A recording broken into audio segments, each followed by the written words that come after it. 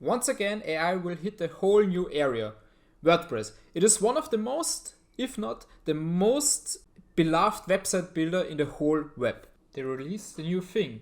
The tool is called the Jetback AI Assistant, and it is a plugin for text generation, edits, and maybe a little bit more. The people which will love it probably the most are our dear blog creators. From now on, you can use this assistant tool and you can create, with a single prompt, a whole blog post. If you want to pimp it up a little bit, you can also create tables with it, provide information with a good overview. And if you're finished with your post and you think, okay, you want to add a little bit extra, you can change the tone of the text. You can make it passionate, you can make it empathizing and maybe a little bit angry, whatever. You have a whole list which you can choose from and it will create the text in direction of the thing you chose. You can pretty much make it a whole automated process. You can even make a summary out of the whole blog post and create an introduction with it. Once you're finished with everything, you can create a headline with the information provided in the blog post. What you can also do, which is pretty nice, you can correct everything, your spelling mistakes, your typing errors, etc. And the last thing, which is also pretty nice, you can translate it into 12 different languages, which comes in pretty handy. The next topic is TikTok. They also introduced a new thing with AI. I personally didn't expect it to be something like this, but it is a new video script generator. And it basically does what it says. It designs a script for a video you would like to make. There are a few things you can choose from, which is pretty cool. You can choose the industry in which you are, of course. You can choose the product name, or you give it the product name. You give it a description of the product. You can either keep it rather simple or you describe it a little bit more in detail, which of course makes the script probably a little bit better. What you can also choose from is the video format, in which you can just choose from, okay, is it a green screen background video? Is it a product unboxing? Is it a product testing or something else? The next thing you could choose from are keywords, just to give the script a little bit more detail. Is it for daily use? It is for vegans? Is it for vegetarians? Whatever. And the last thing you would just choose from is the video length. And once you're finished with all the information you want to provide it, you just generate the script and you will get exactly what you asked for. Or maybe not what you asked for, but you will get a whole idea for a script you could just follow along. Maybe you don't want to follow it exactly like that, but you can use it as a creative input where you build your own script from it, or you just tweak the settings as long as you're satisfied and you follow it along. I think this is a really cool tool. Right now it is in beta and only accessible to selected users for, I guess, business purposes, but I'm excited to try it out in the future if it is available for everyone. I mean, I hope it is available for everyone. So let's just see and wait. Our next point brings us to Google.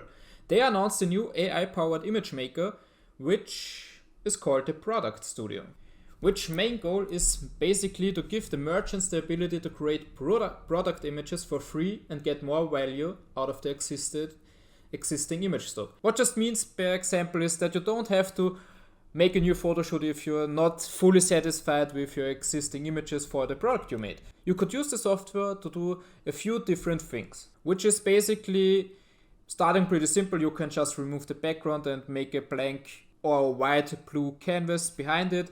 What you can also do is to remove the background and you just have the product and just create a picture with a text to image prompt, just as we know it from other text to image prompt generators. The next topic brings us to Adobe. They introduced an AI subscription service which has a few different interesting points. So one thing we of course all know from our dear Adobe, they are so nice with their pricing. So what pricing are they asking for? We don't know.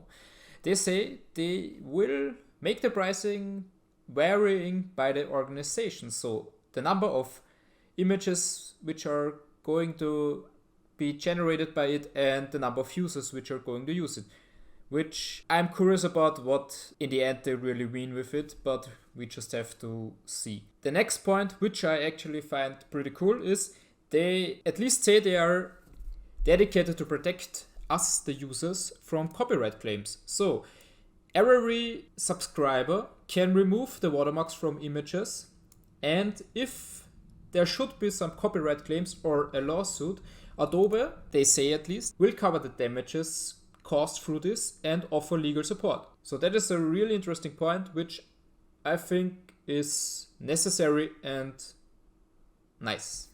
After Adobe, we make a short break by LinkedIn, because they are testing AI prompts for ad generation. They say they are beginning to test the feature in English and only with a small group of customers in North America in the beginning. And the main goal, which is probably pretty obvious, but they say they want to create instant relevant content for all the other users, and of course to just create the best ad possible without wasting too much resources.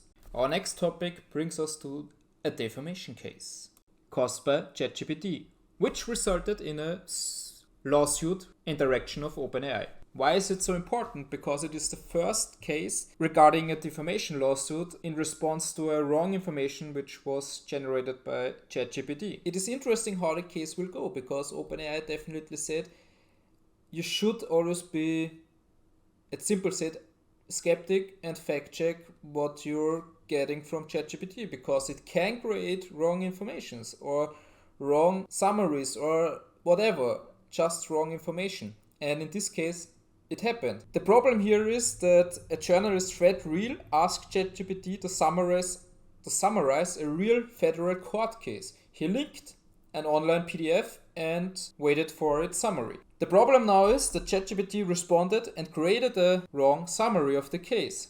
And it was detailed and convincing, but it was also wrong in a few points. In some points it was correct, but at one point, which is pretty insane, it made some false allegation against a radio host named Mark Walters.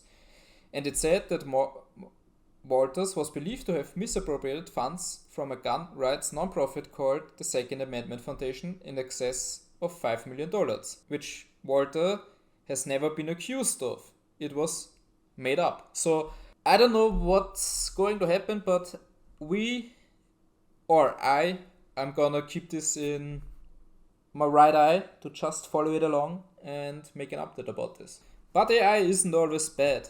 Our next thing brings us to something which I hope to see at some point, which is our health system. The medtech company Ezra AI tries with the help of artificial intelligence to predict cancer, and not any cancer, it is pancreatic cancer, which is really pretty hard to catch because of its deep location in the abdomen.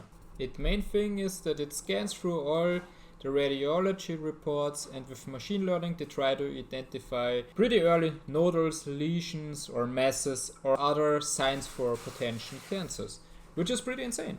And at last we go back to Google. They partnered with Mayo Clinic to infuse AI into healthcare. They created a tool which will just help health organizations quickly find what they need, which includes patient records, lab tests, and medical history, and diverse other things. So that sums it up for this week's news, or the last day's news, and we see you soon.